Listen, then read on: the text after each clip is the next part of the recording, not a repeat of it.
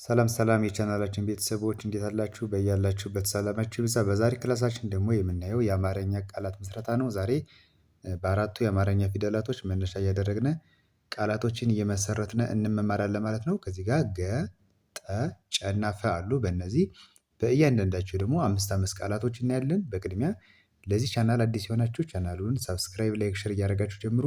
እንዲሁም ደግሞ ቤተሰብ ሆናችሁም ሰብስክራይብ እያደረጋችሁ ጀምሩ። አሁን እኔ ከዚህ ከመጀመሪያው ጀምሬ አነባለሁ። እናንተም ከኔ ጋር አብራችሁ እያነበባችሁ ከቻላችሁ እየጻፋችሁ እስከ መጨረሻው ተከታተሉኝ። እሺ አሁን መጀመሪያ ከዚህ ጋር በገ የተመሰረቱ ቃላቶችን ነው የምናየው። ከመጀመሪያው ጀምራለሁ። ከዚህ ጋር ገበሬ ገበሬ ገበሬ ይላል። አሁን እዚህ ጋር ገበሬ ለማለት ሶስት ፊደል ተጠቅመናል። ገ የመጀመሪያ ፊደል፣ በ የመጀመሪያ እና ሬ ደግሞ የረ ቤተሰብ አምስተኛ በአንድ ላይ ገበሬ። እሺ ከዚህ ጋር ገበያ ገበያ ገበያ ያ ማለት የቤተሰብ አራተኛ ፊደል ነች። ገበያ። ገለጻ ገለጻ ገለጻ ገና ላይ የመጀመሪያ ናቸው። ጻ ማለት የጸ ቤተሰብ አራተኛ ፊደል ገለጻ። ገመድ ገመድ ገመድ ገ የመጀመሪያ ፊደል፣ መ የመጀመሪያ እና ደ ደግሞ የደ ቤተሰብ ስድስተኛ ፊደል በአንድ ላይ ገመድ ይላል። እሺ ገዳም ገዳም ገዳም ገ እንዳልኳችሁ የመጀመሪያ ፊደል ነች። ዳ ደግሞ የደ ቤተሰብ አራተኛ ፊደል እና ም የመ ቤተሰብ ስድስተኛ ፊደል በአንድ ላይ ይህን ስናነበው ምን ይላል? ገዳም ገዳም ይላል። እሺ እንግዲህ እነዚህ አምስቱም ፊደል ቃላቶች በገ የተመሰረቱ ናቸው ማለት ነው። ወደ ሁለተኛው ስንመጣች ደግሞ ጠ ፊደል ነች ብያችኋለሁ። ጠ ፊደል ነች። ከዚህ ጋር ስናነብ ምን ይላል? ጠቃሚ ጠቃሚ ጠ የመጀመሪያ ፊደል፣ ቃ የቀ ቤተሰብ አራተኛ እና ሚ የመ ቤተሰብ ሶስተኛ ጠቃሚ። ጠበቃ ጠበቃ ጠበቃ ጠና በ የመጀመሪያ ናቸው። ቃ ደግሞ የቀ ቤተሰብ አራተኛ ፊደል፣ አራተኛ የቀ ቤተሰብ ቃ በአንድ ላይ ይህን ስናነበው ጠበቃ ይላል። ጠለፋ ጠለፋ ጠ የመጀመሪያ፣ ለ የመጀመሪያ እና ፋ ደግሞ የፈ ቤተሰብ አራተኛ ፊደል ጠለፋ። ጠረን ጠረን ጠረን ጠ የመጀመሪያ፣ ረ የመጀመሪያ፣ ን ደግሞ የነ ቤተሰብ ስድስተኛ ፊደል፣ የነ ቤተሰብ ስድስተኛ ፊደል ን። ይህን ስናነበው በአንድ ላይ ምን ይላል? ጠረን ጠረን ይላል። እዚህ ጋር ደግሞ ጠየቁ ጠየቁ ጠየቁ ጠ የመጀመሪያ ፊደል፣ የ የመጀመሪያ ፊደል፣ ቁ የቀ ቤተሰብ ሁለተኛ ፊደል፣ የቀ ሁለተኛ ፊደል ቁ። ይህም በአንድ ላይ ስናነበው ጠየቁ ጠየቁ ይላል።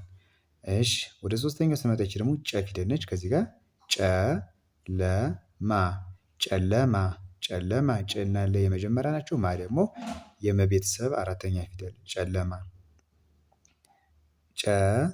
ጨመረ ጨመረ ጨመረ ጨዋታ ጨዋታ ጨዋታ ጨ የመጀመሪያ ፊደል፣ ዋ የወ ቤተሰብ አራተኛ ፊደል እና ታ ደግሞ የተ ቤተሰብ አራተኛ ፊደል። ይሄን በአንድ ላይ ስናነበው ጨዋታ ጨዋታ። እሺ ጨበጠ ጨበጠ ጨበጠ እነዚህ ሶስቱም የመጀመሪያ ፊደል ናቸው። ጨ በና ጠ ሁሉም መጀመሪያ ላይ የምናገኛቸው ፊደሎች ናቸው። እነዚህም በአንድ ላይ ስናነባቸው ጨበጠ ይላል። እሺ ጨረቃ ጨረቃ ጨረቃ ጨ የመጀመሪያ ፊደል፣ ረ የመጀመሪያ እና ቃ ደግሞ የቀ ቤተሰብ አራተኛ ፊደል፣ የቀ ቤተሰብ አራተኛ ፊደል ቃ ጨረቃ። ስለዚህ እነዚህ ደግሞ በጨ የተመሰረቱ ቃላቶች ናቸው። የመጨረሻው ደግሞ ይቺ ደግሞ ፈ ነች። ፈ እሺ ከዚህ ጋር ምን ይላል? ፈተና ፈተና ፈ የመጀመሪያ፣ ተ የመጀመሪያ እና ና ማለት የነ ቤተሰብ አራተኛ ፊደል ፈተና። ፈውስ ፈውስ ፈውስ ፈ የመጀመሪያ ፊደል፣ ው ማለት የወ ቤተሰብ ስድስተኛ እና ስ ደግሞ የሰ ቤተሰብ ስድስተኛ ፊደል በአንድ ላይ ፈውስ ፈውስ ይላል። እሺ ቀጣይ ፈለግ ፈለግ ፈ የመጀመሪያ፣ ለ የመጀመሪያ እና ግ ደግሞ የገ ቤተሰብ ስድስተኛ ፊደል ፈለግ። ፈጠራ ፈጠራ ፈጠራ ፈ የመጀመሪያ ፊደል፣ ጠ የመጀመሪያ ፊደል እና ራ ማለት ደግሞ የረ ቤተሰብ አራተኛ ፊደል የረ ቤተሰብ አራተኛ ፊደል ራ ነች። እነዚህን ሶስት ፊደላቶች በአንድ ላይ ስናነባቸው ምን ይላል? ፈጠራ ፈጠራ ይላል። የመጨረሻው ፈቀደ ፈቀደ ፈቀደ። ከዚህ ጋር ደግሞ ፈ የመጀመሪያ ቀ የመጀመሪያ ደም የመጀመሪያ ናቸው። ሶስቱ ፊደላቶች የመጀመሪያ ድምጽ ናቸው። በአንድ ላይ ስናነባቸው ደግሞ ፈቀደ ፈቀደ ይላል። እሺ እንግዲህ በዛሬ ትምህርታችን በእነዚህ በአራቱ የአማርኛ ፊደላቶች ገ ጠ ጨ እና ፈ በእያንዳንዳቸው ቃላቶችን እንዴት መመስረት እንደምንችል አይተናል ማለት ነው። በቀጣይ ደግሞ በሌሎች ትምህርቶች እመለሳለሁ። በዋናነት አማርኛና እንግሊዘኛ ትምህርቶችን ሁሌ ስለምለቅ እናንተ እየገባችሁ መከታተል ይቻላል። ቀጣይ በሌሎች ትምህርቶች እስከምመለስ በያላችሁበት ሰላም ሁኑ።